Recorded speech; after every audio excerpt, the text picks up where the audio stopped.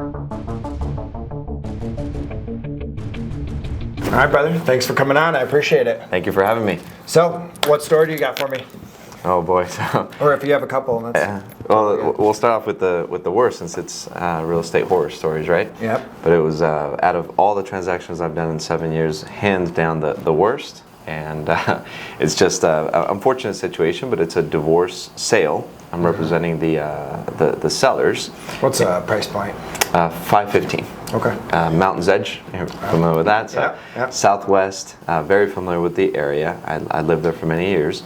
And of course, to go out there, and I was one of those, I'm sure you're aware, like you get 3 names dropped in a bucket, right? Mm-hmm. So I was one of those names. Right? Gotcha. So I'm new to a party, don't know the seller, Gotcha. Don't know the husband, don't Did know you the wife. Did you compete for the listing? I did. You did. It was three real estate agents that they talked to. The husband was an easy sell. I spoke with him on the phone actually, and he didn't even need to meet with me in person. He said, "I feel like we're good." He says, "I like everything that I'm hearing. I'm good." He warned me, my soon-to-be ex-wife will have a little issue, but And he says divorces are the worst. I would recommend that you see him in person. person. Likes you, the wife is not going to. And that's kind of along the lines of where it went south, well, at least for her. So she comes into office, because I was treating her very professional. I wanted her to come into the office, meet our team, see what we're about, and sat her down for a seller consultation, seller presentation. What do you think made her choose you over the other 2 agents? The fact that I was completely unbiased. I just told her, hey, the reason my name was dropped in the hat is because I'm going to get the job done. My team and I will get the job done. I said, we're not playing games. We're here. You're hiring us for one job and one job only, to sell your property at the highest value. I've got no skin in the game towards you or her or him. We're just here to help you. And this is what we're doing. Here's the process. Are you okay with that? Just having clear communication. Cool. Very cool. So where'd it go wrong? So it went wrong right after we went into live. So she's not allowed to be on property at all, right? Last 2 years. What do you mean? She has not lived in that property for over 2 years. Okay. In the one that they're selling, the one that we're selling. So she's not allowed on property. Does the husband live there? Oh yeah, and has full possession. Gotcha.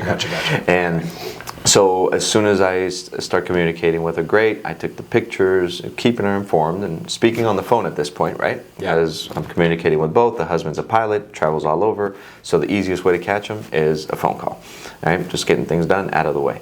Then I call her and I say, hey, your listing is going live, and I won't forget, because it was St. Patrick's Day. March 17th we're going live, right? 17th or 18th, depending on when we get the pictures and Wait, so everything. you work on holidays? All day, every day, right? It's our job. So I speak with her on the phone, say, hey, the property is going live March 17th, just wanted you to know, and we're going at this price.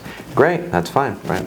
Short word, short conversation, awesome. Yeah. So we go live, and then it's like, hey, I wasn't informed, I wasn't made aware of, right? You're Really? unprofessional for not telling me that the property is live. Yeah, I mentioned it to you, and I sent her the message, the email saying it's live. Track all of this, obviously. Yes, Yeah. fortunately in our CRM we have everything dialed in, and Ebony, our operations manager, has helped me, right, to have everything in one place. So we have communication, files, text messages, everything is in one place. So it was easy for us to say, yeah, you were notified. And after that, it's just been spiraling out of control, right? You didn't tell me about this. You didn't notify me that somebody was coming into our property for a showing. Well, yeah, we did. And you responded. You didn't notify me about this change in the contract. Well, you were, because you also signed it. And here's the copy you signed. You were aware. Yeah, she sounds a little bit crazy. I mean, right off the bat. Boy, even her attorney called to apologize several times. So that's how bad it got. Okay. Where even the attorney is just like, what is it going to take? I'm done with her. Gotcha. So you have the whole group of people. Everybody's trying to get this done. She's difficult the entire way through. Are you closed yet? Not yet. We're in process. We're actually closing in 2 weeks. Fortunately, we have just one final hurdle to get through, and that was it. But even the offers negotiating, and we all agreed, I'm talking by we, the attorneys, both attorneys that represent him and her, that maybe she was just trying to sabotage the sale. Right? It sounds like it almost. Yeah, because she's not allowed on property. The longer it drags out, just the more fighting there is. So now, but she's signing documents. She's okay signing certain documents? She was until, she was okay, then she threatened not to, but then his attorney, the husband's attorney, went to the judge and said, hey, judge, in front of everybody, and said, hey, she's not participating.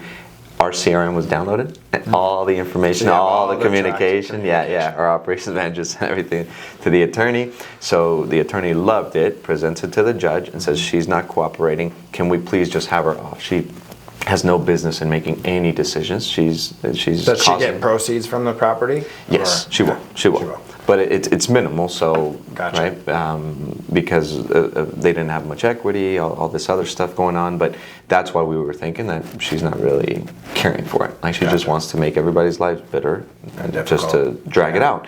But when the judge said, okay, if she doesn't sign these documents by Monday at noon, then from now on, he is the only one that will be signing. Oh, really? So it got down. It had to get to that point. So she signed at 11:55. So did that cause any extensions? Did that cause delays in the deal? It did. We've had a few delays in the deal, and mostly for her dragging her feet. Her dragging her feet. And a lot of times anything, like we can just objective emails, right? Like, hey, here's what we're doing, and here's the reason why. Here's the addendum. Well, you need to do a better job. Like, anything is a reason to fight. So at this point, it's just like, we, not rude, Mike, but we got to the point where it was like, we will not be answering any emails not related to the property. Right. No need to attack me, no need to attack anybody on the team, no need to attack your you stopped taking ex-husband. phone calls as well. Oh yeah, zero communication via phone calls. Because I do that as well. As anytime, and I do this with agents as well. If I end up, I'm in a deal with another agent that is talking to me in a way that I think is inappropriate or yelling at you or whatever the case is, immediately the communication stops via phone, and all communication has to be via email, text message, something where I can track it. And we use the same CRM, so it's very similar, right? Just easy, one platform, done. All in Follow Up Boss, that's all it is. Yeah. Attachment, drag, save. Good. So, what do you think is one of your biggest learning lessons throughout this process? Or if you were teaching agents and they were watching this podcast, anything that you would direct to them as something they should do when dealing with a divorced client, or just anything that would help them navigate something like this? I've thought about it a little bit, but thank you for bringing it up. And it would just be managing and setting expectations, and also maybe even having her sign the seller's guide, seller's presentation, right? Where she's aware. Like, I don't know what COE is. Well, we've gone through it several times. You've signed addendums with it before. I've talked to you about it before, but you still want to argue about. So you said seller's presentation. So do you have your clients sign a seller's presentation? After this, we will. Okay. After this transaction. Yeah. Because I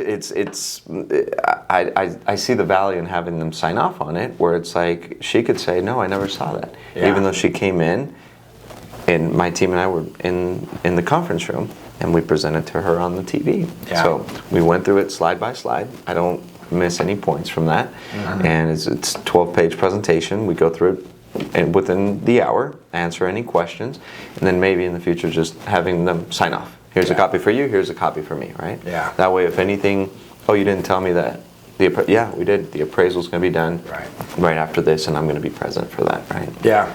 I think, in my opinion, one of the most important things that you did that protected you throughout this entire transaction is how well you guys tracked everything that happened.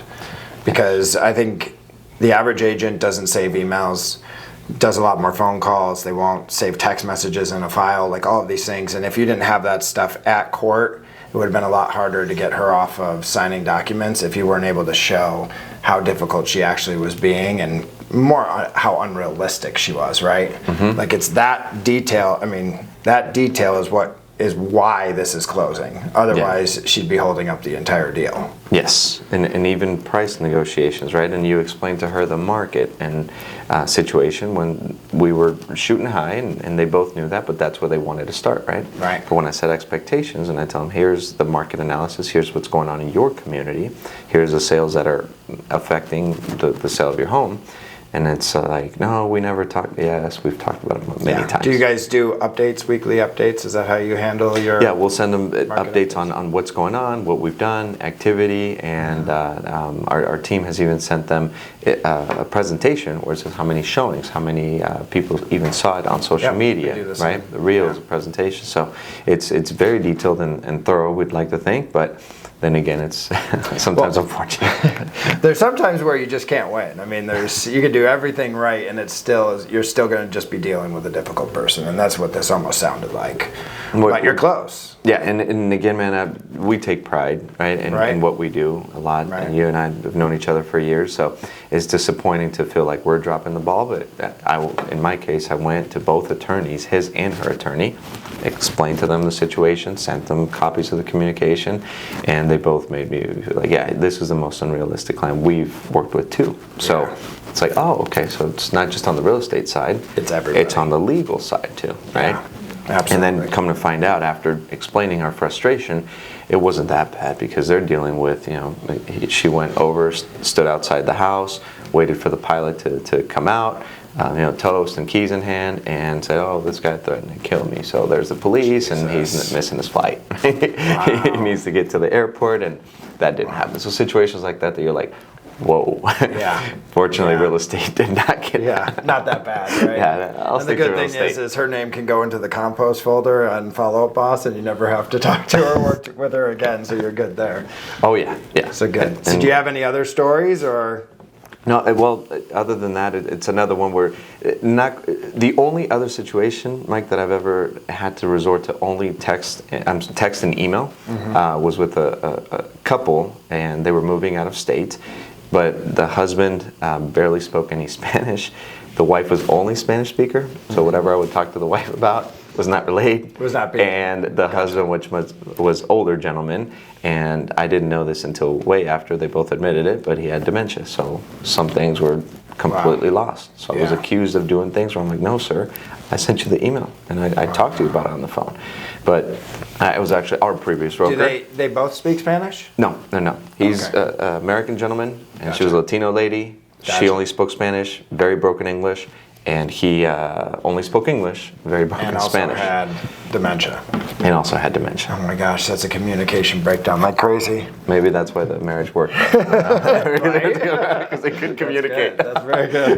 But actually, at the time, I was at our previous brokerage with the same broker you and I had before, and that's when I was told only communication via written communication, nothing verbal. And it ties together with the other story as well, right? The key in real estate is the more we can track, the better we can track, the more we can keep everything organized in our files. As a new agent, it's going to be, you're not going to have all the CRMs and all of that put into place, but the more you can keep, I used to just use email and a folder system on the side, and I would just put all my communication in a folder. Goes in there. And so for newer agents, that's what they can do to start, is just put, whatever they're using, Gmail, create folders, take the emails, take your text messages, send them to your email, put everything in a folder just in case you're having to deal with this type of communication breakdown. Correct. And always make sure that you're resourceful, right? And that you're following some sort of checklist. Right? Just, hey, I'm going to send this out, just to cover your bases. Absolutely. As a new agent, last thing you want is to be sued. Yeah, because that'll end your career very quickly. So.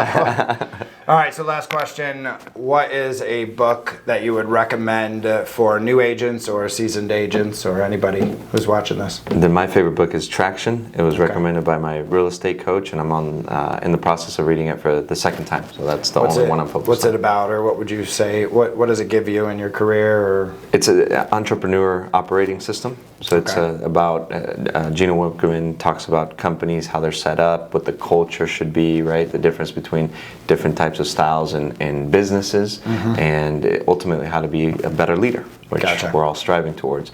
So it's very good. And I like the examples, the analogies of what they say, like real life examples of this company made these changes and grew to here. And it even names some major companies that we all know, household names. So it's interesting to see how the company can start out so small, right? But then you associate yourself with the right people. I was just about to say, in my opinion, or at least in my experience, it's always been hiring the right person. Because, when we hired Sierra, literally our business has gone from one space to another, a whole other dimension, and we're more organized and we're getting things more done. And the importance of having someone like that in place, it really makes a difference. And so I always stress to people that I know that are running businesses when they're hiring to make sure that they take their time and make Yes. sure they have them go through a process and make sure they're the exact fit that they're looking for, because it really does make the difference. Slow to hire, quick to fire, they say Yeah. in that book, and right people, right seats. Right. That's the other thing that it Yeah. says. It's so important, right? Awesome, man. Well, thanks again for coming out. Mike, I thank you appreciate very it. much for You're having the me, man. Thanks. Appreciate you.